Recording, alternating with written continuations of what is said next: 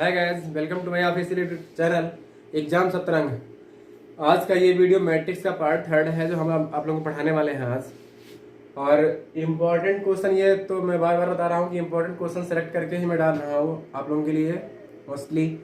और जितने भी हो सकते हैं मैक्सिमम जितने भी सिलेबस में है आपका चैप्टर इंटरमीडिएट में, वो पूरा का पूरा मैं आप लोगों के लिए यूट्यूब पे डाल दूंगा सारा का सारा वीडियो। और ये पहला जो क्वेश्चन है अवयव एक्स और वाई, याद कीजिए। यदि x प्लस वाई बराबर कितना दिया गया है 5 2 दिया गया है 0 9 और x माइनस वाई ये दिया गया है 3 के साथ में 6 0 माइनस 1। और ये पहला क्वेश्चन है, ये विद्या क्वेश्चन बैंक का क्वेश्चन है। क्वेश्चन नंबर 1 पेज नंबर 24 पे 24 पे है। और जो दूसरा क्वेश्चन लिया गया है वो पेज नंबर 25 पे क्वेश्चन नंबर 5 है। यदि एफ ऑफ एक्स बराबर cos x minus sine x 0 sine x cos x 0 और 0 0 1 है तो सिद्ध कीजिए कि f of x into f of y is equal to f of x plus y. देखिए कैसे प्रूफ किया जाएगा, सारी चीज बताएंगे हम। और यहाँ पे जो क्वेश्चन नंबर तीसरा दिया है, किसी परिवर्त आव्यूह का परिवर्त आव्यूह वह आव्यूह स्वयं ही होता है। इसका मतलब क्या होता है कि कोई आव्यूह है उसका परिवर्त क्या होता है, वो सारी चीजें बताएंगे हम। उम्मीद करते हैं देखिए कि आप लोगों का जो कल वीडियो हमने डाला था उस पर हमने कुछ बताया था आप लोगों की वैलेंटाइन डे था, तो उस पर आप लोग ऐसा जरूर हमारी बातों का ध्यान दिए रहे होंगे। लेकिन कुछ लोग तो बिल्कुल माने नहीं होंगे, ये हमें पता है। लेकिन देखिए कोरोना काल है या कुछ चल रहा है अभी भी, तो थोड़ा दूरी बना के ही रहिएगा सभी लोग। ये तो हम आप लोगों से हमेशा बताते ही सलाह देते रहते हैं। और अगर हम कुछ जो भी लोग गए रहे होंगे, हमको उम्मीद है हमारे सलाह मानने की वजह से अगर गए भी रहे होंगे तो दूर से ही रहे होंगे। कुछ भी गिफ्ट देना रहा होगा तो रख दिए होंगे दूर से ही कि हाँ आप ले लीजिए यहाँ से, क्योंकि कोरोना है, कहीं ऐसा ना हो कि कोई दिक्कत हो जाए। ठीक है, तो ये सारी चीजें समझ के आप लोग किए होंगे। हमें लगता है कि यहाँ तक मान के ही किए होंगे अच्छे से। अगर यहाँ तक कुछ ना कुछ कर पाए होंगे तब भी। लेकिन इस चीज को समझते रहिए कि अगर जाना भी है किसी के पास, आसपास जाना है कुछ, तो एकदम चिपक के नहीं जाना है, थोड़ा दूरी बना के रखना है। चलिए हम लोग हल करते हैं क्वेश्चन। यहाँ से क्या है कि x प्लस वाई बराबर 5 2 0 9 और y x plus minus y 3 6 है और 0 माइनस 1। देखिए ऐसे हम लोग बहुत समीकरण हल किए हैं कि x plus y is equal to something है और x minus y is equal to something है। तो बहुत आसानी से क्वेश्चन हम लोग हल कर सकते हैं कि एक बार हम लोग क्या करते हैं कि प्लस कर देते हैं या माइनस कर देते हैं कि एक संख्या कट जाती है, उसमें से x वाला कट जाता है, y वाला कट जाता है और दूसरी संख्या आराम से उसका मान निकल जाता है। तो यहाँ से हम लोग कैसे निकाल सकते हैं इसको, x प्लस वाई में x माइनस वाई अगर हम लोग ऐड कर दें सीधा सीधा, इसको समीकरण 1 मान के इसको समीकरण 2 मान के अगर जोड़ देते हैं सीधे, तो y से y का कैंसिल आउट हो जाएगा, x मिल जाएगा हम लोगों को। तो ये एक आसान तरीका हो सकता है यहाँ से हल करने का। देखिए कुछ सॉल्यूशन नंबर हम एक लिखते हैं। सॉल्यूशन फर्स्ट पहले क्वेश्चन का क्या है कि x प्लस वाई, यहाँ से x plus y is equal to 5 दिया गया है, 2 है और इसके साथ में 0 है 9 है। तो इसको हम लोग समीकरण 1 मान लेते हैं, समीकरण 1। और जो दिया गया है तथा करके लिख देते हैं x minus y is equal to दिया गया है 3 6 0 माइनस 1। और इसको हम लोग क्या करते हैं समीकरण 2 मान लेते हैं। अब क्या करना है, देखिए यहाँ पे कुछ विशेष नहीं करना है। हम लोग को एक साइड दिख रहा है, लेफ्ट हैंड साइड में x प्लस वाई दिख रहा है और x माइनस वाई दिख रहा है।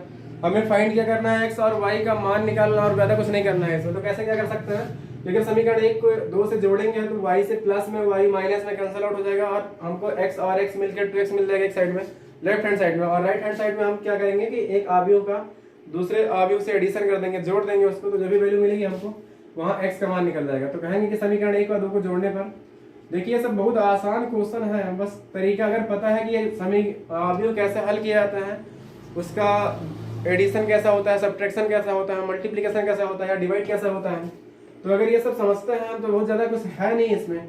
जैसे हम सिंपल क्वेश्चन हल करते हैं वैसे ही होता है सारी चीजें। यहाँ से समीकरण 1 व 2 को जोड़ने पर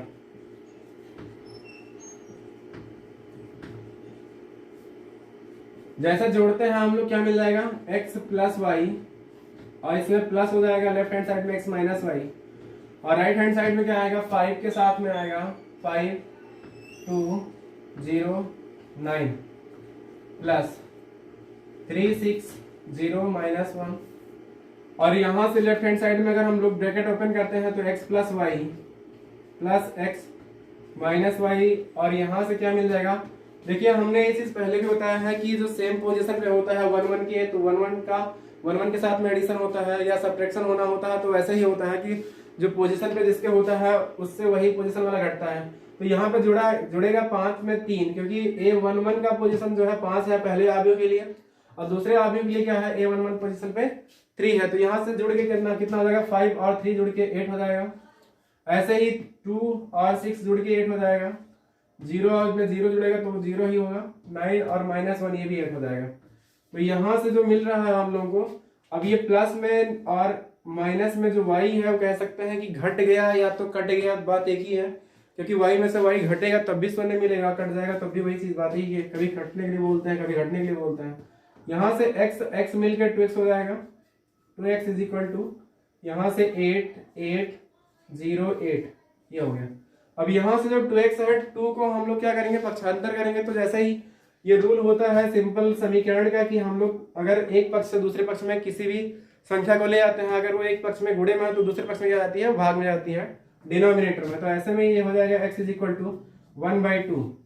यहाँ से 8 8 0 और 8, और इस प्रकार से हम लोग यहाँ प्रत्येक संख्या में क्या कर देंगे, 2 से भाग। जैसे सारी चीजें गुणा हुआ था, हम लोग पहले वीडियो में देखे हैं कि जितने भी क्वेश्चन हल किए गए हैं, अगर उसमें मल्टीप्लिकेशन करना था क्या क्या हुआ था उसमें कि एक भी संख्या अगर बाहर है गुणा के रूप में, हमको गुणा करना है मैट्रिक्स के अंदर, तो प्रत्येक अवयव के साथ में होता था। वैसे ही भाग में भी होता है कि प्रत्येक अवयव के साथ भाग होना है यहाँ पे। तो क्या हो जाएगा, यहाँ से जैसे भाग देंगे 8 में 2 से, तो ये हो जाए 4 मतलब 4 4 0 4, ये आपका आंसर आएगा। यहाँ से x की वैल्यू निकल गई। अब कहते हैं कि अगर x का मान हम लोग समीकरण 1 में रख देते हैं, समीकरण 2 में रख देते हैं, तो यहाँ से हमको आराम से इसका मान y का मान निकल सकता है, मिल सकता है। तो यहाँ से हम कहेंगे कि x का मान समीकरण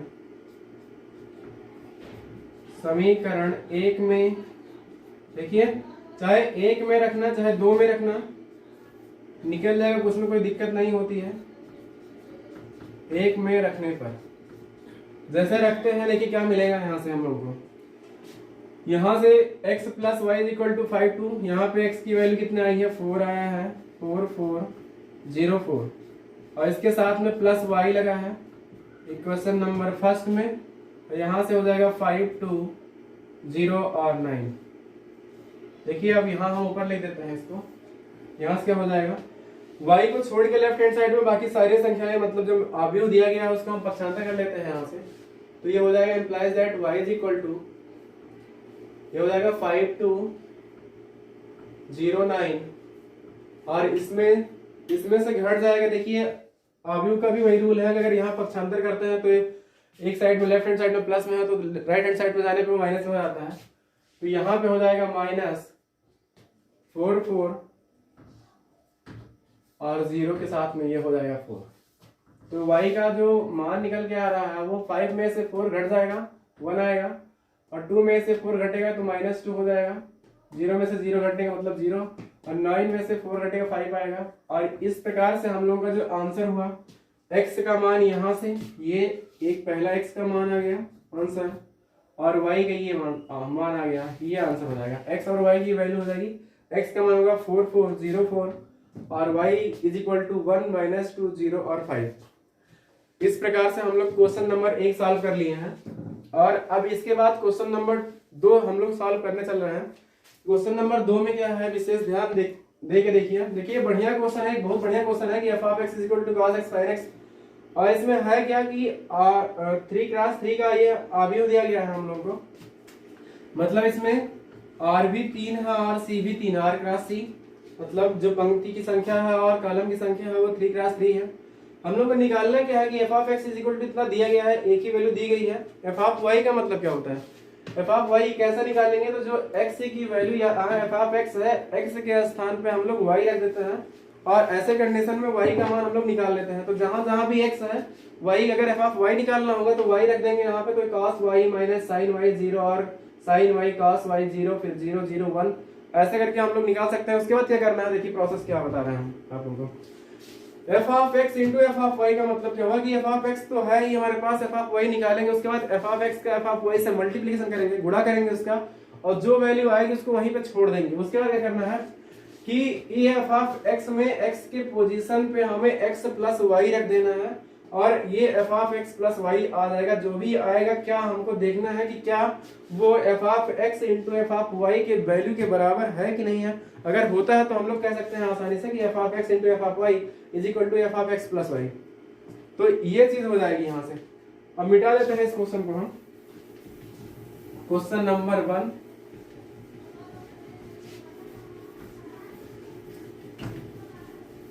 ज्यादा कुछ है नहीं इन सब क्वेश्चनों में, लेकिन समझना जरूरी है कि क्या होता है, और समझते चलिए। लेकिन अब हम कह रहे हैं, बार बार इस चीज को कह रहे हैं कि ये समय जो है वो पढ़ाई का है। आप लोगों के विशेष ध्यान दीजिए पढ़ाई पे, और कहीं भी हम लोगों को टाइम नहीं देना है इधर उधर फालतू का, तो बिल्कुल टाइम नहीं देना है।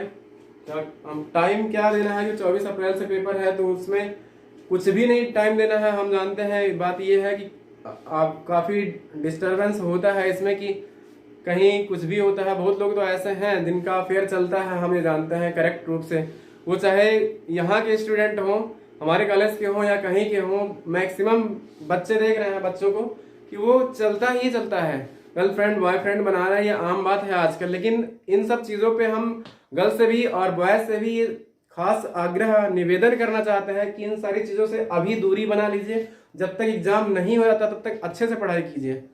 और देखिए क्वेश्चन नंबर 2 हम लोग सॉल्व करते हैं। मैं बार बार इस चीज को इसीलिए बोल रहा हूँ कि इससे अभी दूरी बना लीजिए बहुत अच्छे से। इसके लिए बहुत समय, अभी पूरी लाइफ पड़ी है, और क्वेश्चन हम लोग हल करते रहेंगे। अगर बढ़िया समझते हैं, इतना ज्यादा कुछ नहीं होता है, इतना टफ नहीं होता है एग्जाम।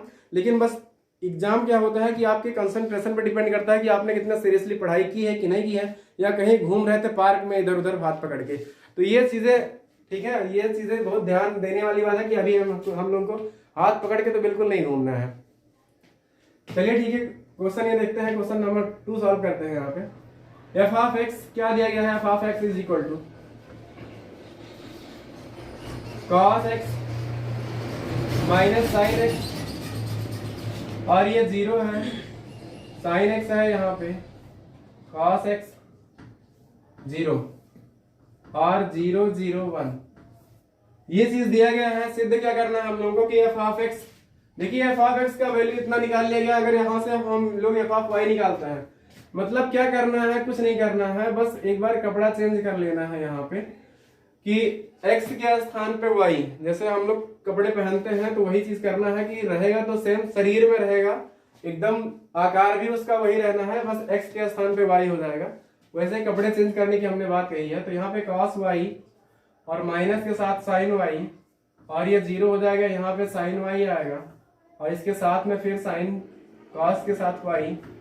देखिए लिखने में सावधानी होनी चाहिए, कॉस वाई और ये 0 0 0 1। अब इसमें क्या करना है, जो हम लोग को प्रूफ करना है वो ये प्रूफ करना है कि एफ ऑफ एक्स की वैल्यू एफ ऑफ वाई से अगर हम मल्टीप्लाई करते हैं तो क्या वो f of x plus y के बराबर आता है कि नहीं आता है। तो ऐसी कंडीशन यहाँ पर बनेगी, आराम से बन जाएगी कि f of x into f of y का जो वैल्यू आएगा, मान जो आएगा, वो f of x plus y के आराम से बराबर हो जाएगा। यहाँ हम इन दोनों संख्याओं का गुणा करते हैं, यहाँ कहेंगे मैट्रिक्स से गुणा करते हैं f of x into f of y का। तो यहाँ से हम लोग को जो मिलेगा, मल्टीप्लीकेशन का रूल आप लोग सीख चुके हैं, उसमें कोई दिक्कत नहीं है। तो ये चीज देखिएगा कि यहाँ पे क्या आएगा, cos x minus sine x 0 sine x cos x 0 0 0 1, और यहां से मल्टीप्लाई किसका होगा, एफ ऑफ वाई का। देखिए एफ वाई भी पढ़ते हैं, एफ ऑफ वाई शुद्ध तरीका होता है इसका पढ़ने का, इसलिए मैं बार बार एफ ऑफ वाई बोल रहा हूं इसको। तो यहां से क्या मिल जाएगा, cos y minus sine y 0 मिल जाएगा, फिर साइन के साथ में y मिल जाएगा, साइन वाई cos वाई और 0, और ये 0 0 1। अब मल्टीप्लिकेशन का जो रूल होता है यहाँ मैट्रिक्स का, हम लोग उसी विधि से आराम से हल करेंगे। तो cos x का मल्टीप्लाई किससे होगा, cos y से। तो यहाँ मिलेगा cos x cos y, इसके साथ में देखिए साइन एक्स का साइन वाई से मल्टीप्लाई होगा, लेकिन जो साइन एक्स है वो माइनस में इसलिए आएगा, जो क्या जो वैल्यू वो साइन एक्स आएगा और इसके साथ में आएगा साइन वाई, और जीरो का जीरो से मल्टीप्लाई आएगा तो वो जीरो ही हो जाएगा, उसका कोई मतलब नहीं है, एक बार लिख दे रहे हैं हम यहाँ पे, ये जीरो हो जाएगा। ऐसे ही सेम क्या करना है कि पहली पंक्ति को उठा के हम लोग को यहाँ पर सेकंड कॉलम में मल्टीप्लाई करना है। C2 ये C1 है, इसमें हो गया है, C2 में करना है, C3 में करना है। तो ये चीजें हम cos x का माइनस साइन y के साथ करेंगे, यहाँ पे लिखेंगे तो ये आएगा माइनस के साथ में साइन y cos x, या cos x साइन y ऐसे भी लिख सकते थे। और यहाँ पे फिर वही चीज करना है कि साइन x का cos y से तो माइनस के साथ में आएगा साइन x cos y, और एक बार फिर से जीरो का जीरो से मल्टीप्लाई तो प्लस जीरो हो जाएगा। और यहाँ पे हम एक बार मिटा के इसको थोड़ा इधर से लिख देते हैं, क्योंकि हमको लगता है कि सामने दिखाई नहीं देगा उतना अच्छे से, तो थोड़ा लेफ्ट हैंड साइड से और ही लिखते हैं, क्योंकि उतना ज्यादा कवर नहीं कर पाएगा कैमरा। तो इसको हम यहाँ से थोड़ा लिख देते हैं, f of x into f of y की जो वैल्यू आएगी इज इक्वल टू, देखिए cos का cos से मल्टीप्लाई cos x का cos y से तो cos x cos y, ये चीज हो जाएगा। sin x का sin y से तो माइनस के साथ sin x, ये चीज आप लोग जान रहे हैं कि इससे कौन सी संख्या का मल्टीप्लाई हो रहा है, इसको हम बताए हैं बार बार। sin y जीरो का जीरो से मल्टीप्लाई प्लस जीरो हम लिख देते हैं एक बार, यहाँ से cos का sin के साथ में तो माइनस के साथ में cos x sin y, और फिर साइन का cos के साथ में ये भी माइनस के साथ में आएगा तो साइन x हो जाएगा साइन x cos y, अब जीरो का जीरो से मल्टीप्लाई तो प्लस जीरो हो जाएगा। अगले स्टेप में हमें क्या करना है कि R1 का C3 से मल्टीप्लाई करना है, तो cos x का जीरो से तो ये जीरो हो जाएगा, साइन x का जीरो से तो ये भी प्लस जीरो हो जाएगा, और जीरो का 1 से तो ये प्लस जीरो हो जाएगा। ठीक, तो इस प्रकार से हम लोगों का R1 जो पहले अवयव का था पंक्ति, उसका बारी बारी से हम लोग C1 C2 और C3 में गुणा कर लिए, मल्टीप्लाई कर लिए। अब क्या करना है कि R2 का करना है बारी बारी से, R2 का C1 में, फिर C2 में, फिर C3 में।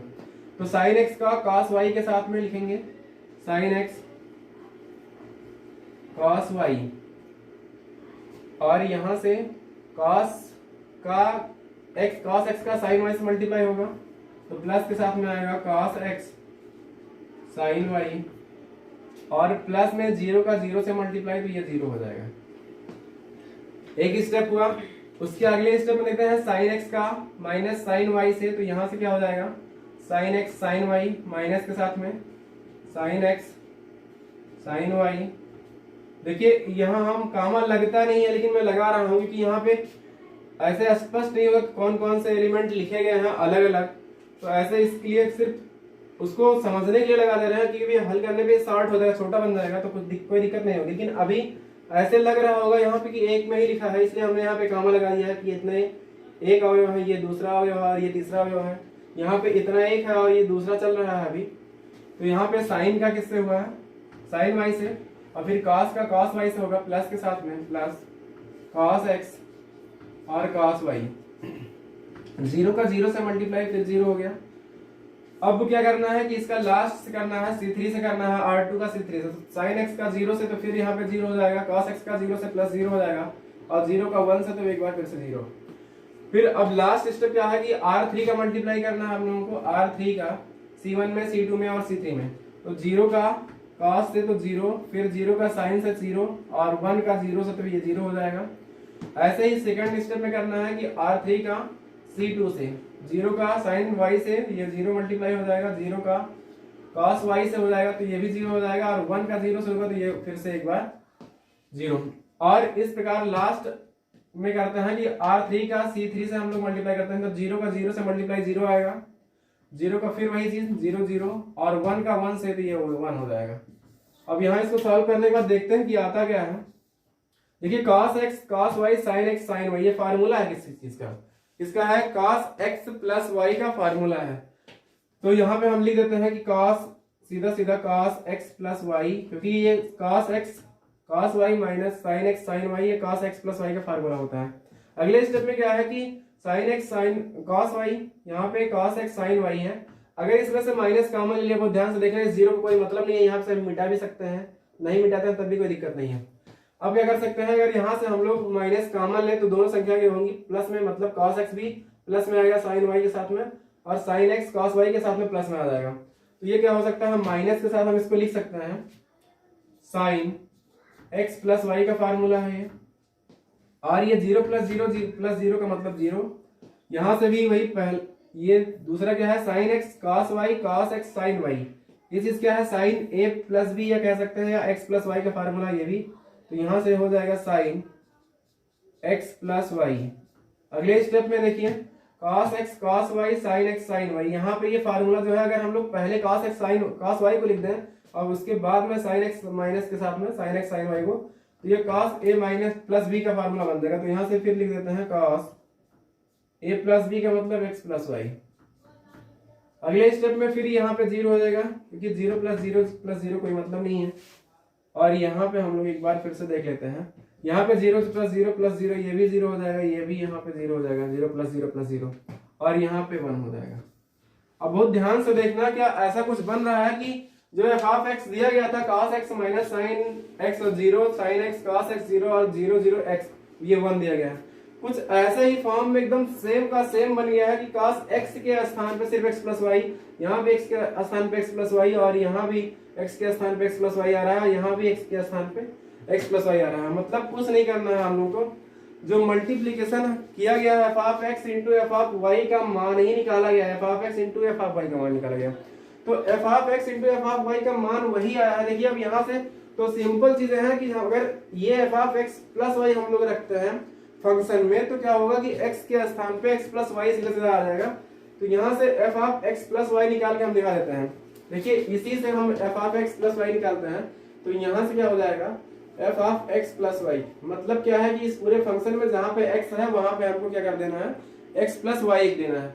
तो ये मैट्रिक्स जो बनेगा वो 3x3 का ही बनेगा। यहाँ पे cos x प्लस वाई आएगा, cos x प्लस वाई आएगा, उसके साथ में माइनस आएगा, फिर sin x प्लस वाई आएगा, x प्लस वाई, और लास्ट में क्या आ जाएगा 0। यहाँ भी दूसरे पंक्ति में क्या आएगा, sin के साथ में x प्लस वाई। मतलब हमें क्या करना है कि जहाँ पे x है वहां पे x प्लस वाई रख देना है, और कुछ नहीं करना है। तो cos x प्लस वाई और इसके साथ में 0, और ये हो जाएगा 0 0 1, ठीक है। तो इस प्रकार से इसको अगर हम लोग समीकरण 2 मान ले, इसको समीकरण 1 मान ले, तो क्या हो जाएगा, समीकरण 1 और 2 बराबर हो जाएगा। तो कहेंगे कि फ्रॉम फर्स्ट एंड सेकंड, देखिए समीकरण फर्स्ट फ्रॉम, इक्वेशन नंबर करके लिख देते हैं, कोई दिक्कत नहीं है, फर्स्ट सेकंड कर सकते हैं, आप लोग शॉर्टकट में लिखते ही होंगे। इक्वेशन फर्स्ट एंड सेकंड क्या होगा कि f of x into f of y is equal to f of x plus y. तो इस प्रकार से ये क्वेश्चन नंबर 2 हम लोगों का प्रूव्ड हो गया, HP हेंस प्रूव्ड।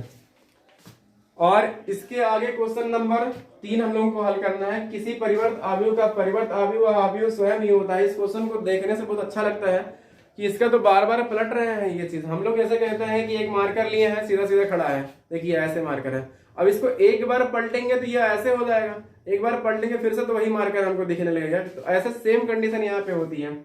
जैसे कोई चीज आप उठा के पटक दो एक बार, मतलब उसका सर नीचे हो जाए, पैर ऊपर हो जाए, एक बार ये पलटने का मतलब, परिवर्त का मतलब क्या होता है, यहाँ पर आव्यूह में परिवर्त का मतलब क्या होता है कि जितने भी रोज है वो कॉलम में चेंज कर दीजिए, जो कॉलम है उसको रोज में चेंज कर दीजिए। मतलब स्तंभ को पंक्ति में और पंक्ति को स्तंभ में चेंज करने के लिए तीसरा क्वेश्चन बोल रहा है। लेकिन वो एक बार नहीं बोल रहा है, 2 बार बोल रहा है। आप खुद सोचिए कि एक बार पंक्ति को स्तंभ में चेंज करेंगे तो क्या हो जाएगा कि पंक्ति वाला स्तंभ में हो जाएगा, स्तंभ वाला पंक्ति में हो जाएगा। लेकिन फिर से वही प्रोसेस अगर दोहराएंगे, रिपीट करेंगे, तो फिर सारे के सारे अवयव अपने यथावत स्थान पे हो जाएंगे जैसे पहले थे। तो इसका मतलब क्या है कि इन्होंने दिया भी क्या है कि ए का परिवर्त लेंगे, उसका फिर से परिवर्त लेंगे तो ए स्वयं आएगा, ठीक है ना। अरे यार आप क्या करेंगे, आप एक गधे को पकड़ लीजिए छोटे से, और गधे को पटक दीजिए नीचे, ऐसे नीचे करेंगे, उसका पीठ नीचे हो गया, पैर ऊपर हो गया। तो एक बार परिवर्त लिए तो उलट गया उसका, एक बार फिर से परिवर्त ले लीजिए ना उसी का, तो पीठ ऊपर हो जाएगा, पैर नीचे चला जाएगा। बस सेम कंडीशन है, इसको क्वेश्चन में हल करने की जरूरत नहीं है। वैसे हम दिखा सकते हैं कि 2x2 का भी मिटा के इसको दिखा देते, हम हल कर देते हैं आप लोगों को। देखो क्वेश्चन नंबर 3 क्या है, एक छोटा सा आव्यूह लेकर हम आप लोगों को दिखा देते हैं कैसे कैसे हो रहा है।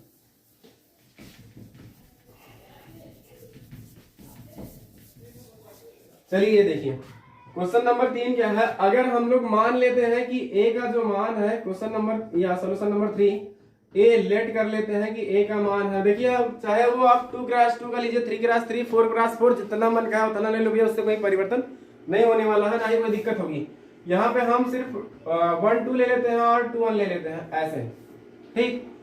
अब क्या करना है, इसका परिवर्त लेना है। मैंने कहा कि जो पंक्ति में है उसको अभी स्तंभ में चेंज कर दीजिए, स्तंभ में उसको पंक्ति में। तो ये ए डैश एक बार होगा तो ये क्या आएगा, देखिए 1 2, इसको इधर कर देंगे तो 1 2 आ जाएगा, और फिर क्या किया गया है, इसको हम इधर कर देंगे तो 2 1 हो जाएगा। ऐसी संख्या हम ले लिए हैं, जितने बार पलटो आप उतने बार वही आएगा, कोई दिक्कत नहीं है। फिर से अगर ए डैश का डैश अगर हम लोग लेते हैं तो क्या हो जाएगा, फिर वही चीज हो जाएगी कि 1 2 और 2 1। तो ये चीज परिवर्त लिया गया है। इसमें तो आप लोगों को ये भी दिख रहा होगा कि ए डैश भी वही है, ठीक है ना। तो ये अपने आप सेट हो गया, हम क्या करें, उसमें कोई दिक्कत नहीं है। देखिए ऐसे 1 2 और 2 1 लेने पे ए डैश भी वही आ रहा है, ए के बराबर ए डबल डैश भी आ रहा है। लेकिन क्या होता है कि ऐसे भी अवयव आप लोगों को मिलते हैं कि ए डैश ए के बराबर नहीं होता है, लेकिन हमेशा ये कंडीशन होती है कि ए डैश मतलब उसका परिवर्त लीजिए ए का, और उसके बाद फिर से परिवर्त का परिवर्त लीजिए तो हमेशा वो ए के बराबर आता है। देखिए यहाँ पे ए इज इक्वल टू ए लिख सकते हैं हम लोग, ये क्योंकि ए के बराबर है, ये सेम का सेम मैट्रिक्स क्या है 1 2 2 1 1 2 2 1। तो इसलिए क्या हो जाएगा, ए डैश का डैश इज इक्वल टू ए। इसमें क्या कहा गया है बहुत ध्यान से देखना कि किसी परिवर्त अवयव मतलब ए का परिवर्त लिया गया और फिर से उसका परिवर्त ले लिया गया तो क्या आ गया, वो ए के बराबर आ गया। तो आज का वीडियो यहीं तक, बहुत बहुत धन्यवाद।